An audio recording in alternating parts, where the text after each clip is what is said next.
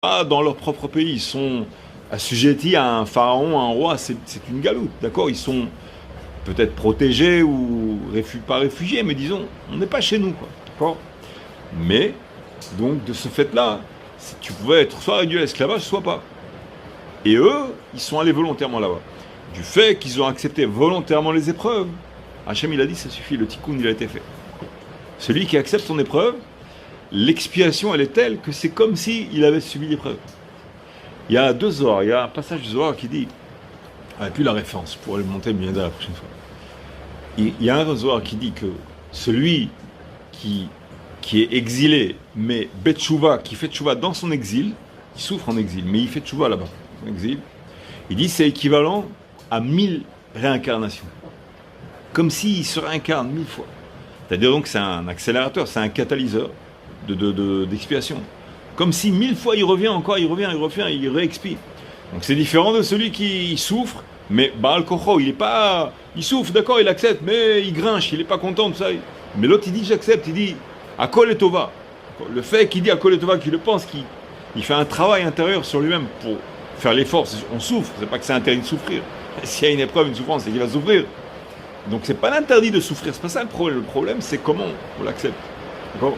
Et s'il accepte, il y a un Zohar qui dit c'est équivalent à 1000 réincarnations. Et il y a un autre Zohar qui dit que celui qui accepte, Betchouva, Be'ava, qui accepte intérieurement sans se révolter, sans se rebiffer, à ce moment-là, comme on dirait, c'est équivalent à toutes les galouillottes, tous les exils, tous. Donc en fait, il expie en un instant relativement court, relatif. Ça peut être des années, ça peut être des jours, ça peut être des heures, on ne sait pas exactement. C'était obligé que ça aille en Guadeloupe. Oui, c'était obligé. Xéra, c'était Xéra. Bon, c'est sûr, il y a des d'autres qui disent que c'était pas forcément obligé s'ils n'avaient pas vendu Yosef, mais des spéculations. Théoriquement, c'était obligé à cause de la névoie de Abraham, la bride de Namétaré. Quand Yosef est Parle fort, elle. Quand Yosef est en vice-roi d'Égypte, au lieu de les faire venir en Guadeloupe, on voit la nourriture directement en Israël. Ouais, non. L'Égypte s'appelle. Il pose la question, pour ceux qui sont peut-être là-bas,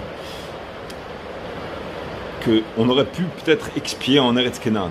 Mais le Farshim, ils disent pas comme ça. Les commentateurs, ils disent que si on était resté en Eretz Kenan, quand on est chez soi, on a une espèce pas un orgueil, c'est un orgueil naturel, pas au sens péjoratif du terme. On se sent chez toi, on a une sécurité, une Betorhanatzmi, c'est bien. Mais quand on est exilé, là, le nez il se baisse,